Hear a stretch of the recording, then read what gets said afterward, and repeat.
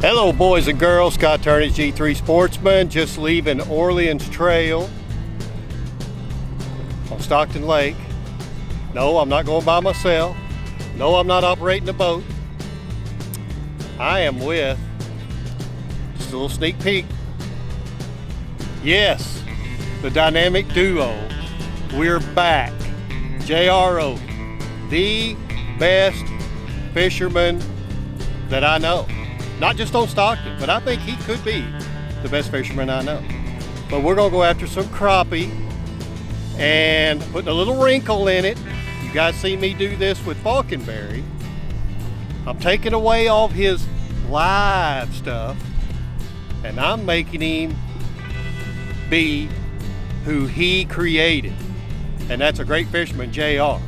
He didn't become a great fisherman with this fancy stuff. He became a great fisherman from this noggin right here and going out and catching fish, and that is what we're going to do. I'm putting him back to school. I used to think he knew what he was talking about. I'm putting him back to school. We're going old school, and we're going to catch some crappie today. So join us. We're going to get to our first spot or two, and we'll just see if he can rekindle some of those fond memories of back before he got spoiled. What do you say? Come along with us. Glad you're with us on today's G3 Sportsman. See you in a minute. Let's go.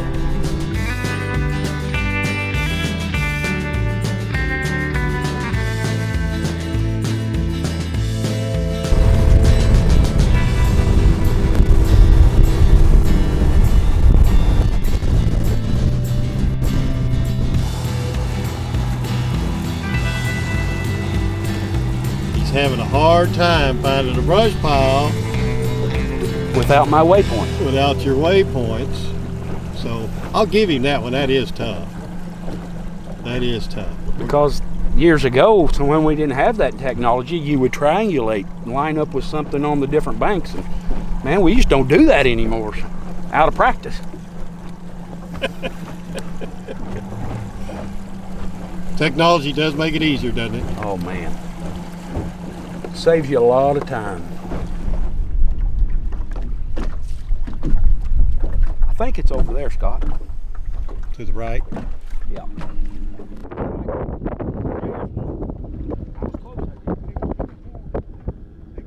There's the first one.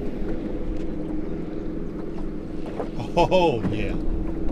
First Stockton crappie of the day. About 11 incher. 11 inch, that's 12. 12 maybe. Look at that. Not a bad Stockton crappie. That is nice, JR. You want some for dinner? Real nice crappie. No, we can put them back. All right, we're gonna name them then. Let's name every one of them. We're gonna, I'm gonna take a picture of that one right there because we may not catch another one. What? What do you mean not catch another one? We're gonna name them though, Scott. Every one of them's gonna get named today. This one, we're gonna name Lucky. Oh, Lucky. So that's our lucky one right there. Because we're gonna turn him back. Okay. So we're gonna call him Lucky. All right. I see that's encouraging here, JR. I'm down here at a photo shoot. It's what I'm with a G3 photo shoot. And JR is one of our models that comes in and runs boats as he and I did today. So we just hooked up, thought, let's just go fishing. We're in the new Sportsman 1910 here. We don't have all of his waypoints and of course his electronics and all this stuff. So we're going, sure enough, old school. You don't know what we just went through to set up a waypoint, this, that, other, and units that we've never operated or whatever. It was easy once we knew how. But anyway, we're on our first brush pile and Second fish. Right here. and we got a fish, so let me get turned around.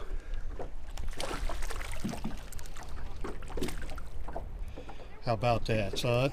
There's some more lunch. Who says that you need all that fancy stuff? Well, we got a break too right now, but the wind's let up on us. That's Just a good nice- eating size crappie. Now, what's that one's name? That one's Lucky. Well, the other one was Lucky. Well, they're all named Lucky today. I thought you said you're going to name each one of them. We So are. you're just going to name them Name all them Lucky. all Lucky because we're turning them loose. Okay. Well, see, that's good. We need to do that every now and then. And Scott, that's one thing that I kind of worry about, and I've had some of my local conservations ask me about, how do you think all this new technology is going to affect the fishing and the populations? And I said, well, You know, you guys trying to do your job, and you do a good job of it, but there's a lot of guys, you know, that go out there to keep everything they catch. That's right. And if they've got all these new electronics and everything, and they can go out there and in an hour, you know, catch their limit of fish, well, some of them will go home and clean them, and they'll go catch more, and that'll hurt the population. Yeah. So we've got to be more sports-minded. I mean, we really do. I rarely keep a fish anymore unless I need some for supper. Yep. And I think, you know, more people would get that way, but not everybody has the time to spend fishing that I do. It's the fun part of catching them. It is. Finding them and catching them. They're no fun after they're dead. That's right. That's right. This is an 11-foot outlaw. But I like them because even if you're fishing like this, 15 to 18 foot deep, you can still pull almost all of your line up at that depth and repitch it without having to cast. Plus, if they're holding right on and around the brush pile with a longer rod, your brush pile might be right here on the side of you. And if you're using a 6 or 7 foot rod, you can only reach so far, but like if they swim around a brush pile, you can reach out over there and follow them a lot of times around the brush pile.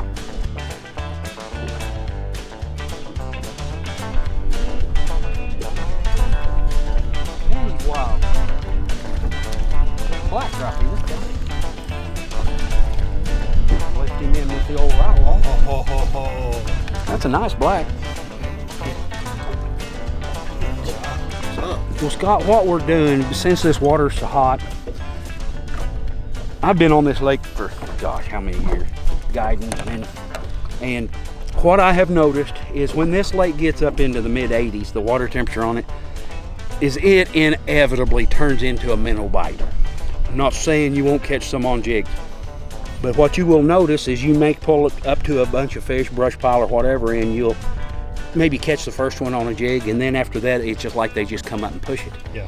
And a lot of times if you've got a few minnows with you, just go ahead and take the body of that jig off if you've got it on jig head, and just put that minnow on your jig head.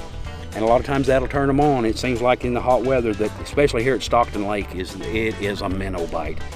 And for people like me, I don't want to mess with minnows anymore, but I still will to catch a nice crappie. Okay, what are we gonna name that one, Scott? Well, you're the one naming them. You called them all Lucky. This is Lucky Black. Lucky Black. All right, see you, Lucky. Now show what you're talking about. And I'm gonna show you another little trick that I do, not only just in hot weather, but especially in hot weather, is if you'll notice how I've got that minnow hooked. Most of the time you fish with live minnows, you run it up through their chin and up through the top of the head. But I worm them all. And seems like if they're dead, they bite him even better this time of year. Now, you see how I run it out under the gill? And what I'll do a lot of times, like what I was doing with that one, I'd felt the brush pile, and I raised it up above it, and I just popped it up a little and let it kind of flutter back like a dying shad. And a lot of times they'll hit it doing that when they won't hit it any other way, especially when the water's hot. Okay, so you thread it on like a worm. Just kind of thread it on, but I want it to hang as naturally straight as I can, so it'll look like just like a dying shad. There you go. Now that's one of the tips I don't tell too many people, but Well, you just did. I don't care. You I like just for people to catch fish. Millions. But you guys need to try that. If you're having trouble and you know the fish are there, try changing up your minnow a little bit. And sometimes what I do also, let's say I don't have very many minnows left and I'm getting a few bites on jigs, a lot of times I'll take just the head of the minnow and put it on the hook behind the jig instead of a crappie nibble. And a lot of times that's just the extra boost they need to bite that. Okay. Here's one.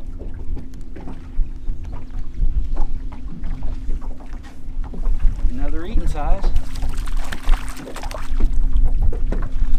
That's another dandy right there. Well, Scott, that would make enough for supper right there with what we've caught here in the last 15 minutes. It certainly would. Oh yeah. Oh yeah. Another old Lucky crappie today. Look at the mud on him. No, that's colored. That's colored. No, you're right. He's laying on the bottom. That one's got mud. On the bottom.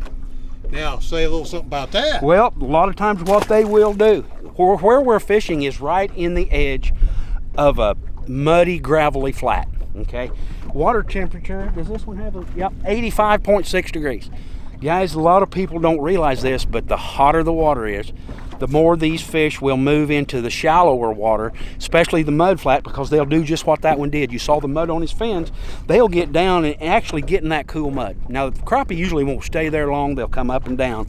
But if you're bass fishing, you can look in the back of these shallow flat pockets right now and catch your big bass, and they may be halfway buried in the mud in the heat of the day. Well, I wish you'd have held on to that fish a little bit longer. Now we showed them some more of the mud. I hope y'all saw that, but there was it's on mud. my fingers right there where I rubbed his fins. fins. On them fins. I knew there was. But a lot of people make a mistake, especially in clear lakes. Most people, we think deep when it gets hot, just like we do in the wintertime when it gets cold. But I've been catching my fish the last couple of weeks. I go to Truman Lake a lot, with 30 miles from here, and I've been catching my fish the last trip up where I caught nothing any deeper than 6 foot of water. So, classic JR. You guys have heard this before on one of our other shows. Okay, you go ahead, JR. What are you going to tell us? I just said let's move over here and see if we can find some on this ridge over here. So, once again, those of you that would leave nice keeper crappie to go find more crappie, raise your hand. There you go. Okay. Will we ever find this spot again? I don't know, but we are going to go somewhere else and try to find more crappie. It'll work. Okay. Or we can come back. We'll see you in a bit. Well, Scott, what we're doing here is I've got a couple of brush piles in this pocket that I've got on my waypoints, which we don't have today, and I'm having trouble locating them. But I still enjoy it because it's like going to a new lake, and I love going to a new lake and searching and finding, because I'm not under pressure anymore. I don't guide anymore. I promote my rods and travel and visit with people and pro staff and dealers, and a lot of times I'll pull my boat, and that's what I like to do. I like to just go drop in a lake I've never been before and search it out, and that's what we're doing right now. Now, we're a little bit limited today because we're in the boat here that's we've only got down scan, and I'm used to searching with side scan, and so you're a little bit limited. It's just like regular sonar. You've got to be right over what you're looking for. What are we seeing here, though? We're seeing a lot of fish scattered along the bottom right here in about 14 foot of water, but they're small, and I'd say that's probably bluegill, or maybe even just shad suspended in here. So I'm struggling trying to find these. I don't come up to this part of the lake very often, but I knew that it was in a flat area, and that's where the fish are right now. Here's the thing. He knows that there's brush around here, whatever, so it is like going, when you don't have them marked, you got to find them again. So it's kind of like what he said, a new lake. And we're just meandering away through here, and he'll find something. Now, once again, we don't have a marker buoy or nothing. So we're really doing old school, and it's humbling right now. But we're enjoying visiting while we're looking. Sure. Looking, talking, telling stories.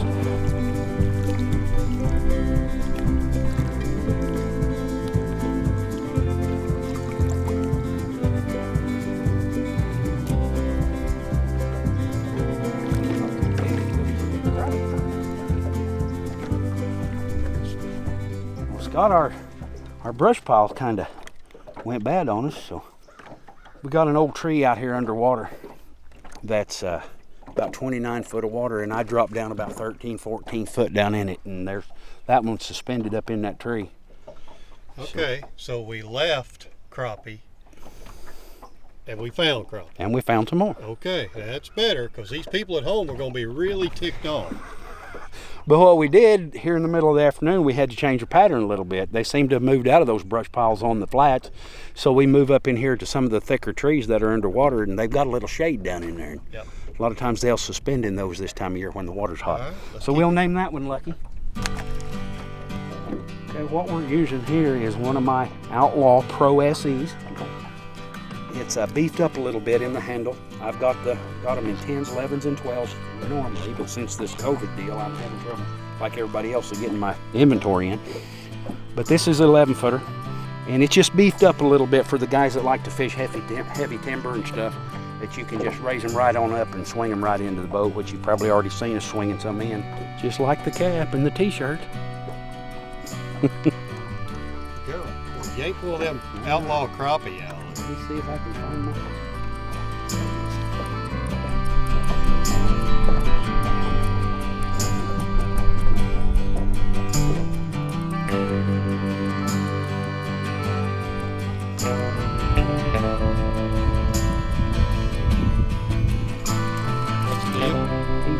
He just held on to that minnow just like I was against a tree limb. There wasn't any tap to it or anything.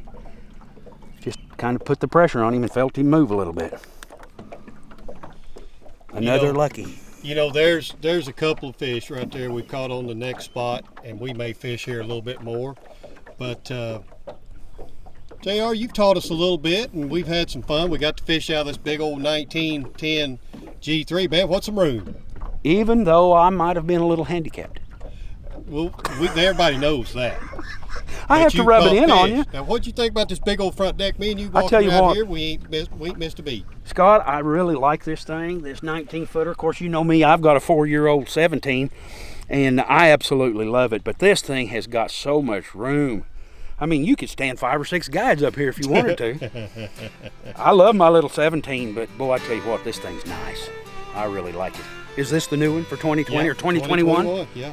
So now, I'm going to put Lucky back so he don't dry out. Okay. Yeah, 2021, 1910. A lot of numbers there. And you know, we've been in some pretty rough water today out there on Stockton, and it handled it great.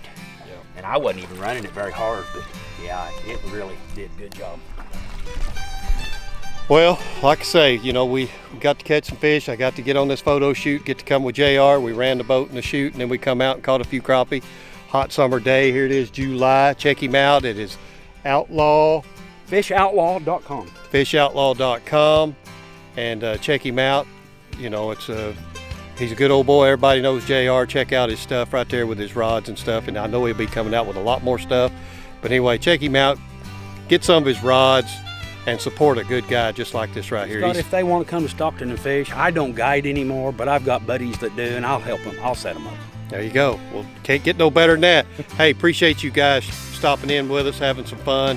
You may not learn something, but then maybe you did. Who knows? But hey, keep what you can use, release the rest, and we'll see you somewhere next time right here on the G3 Sportsman.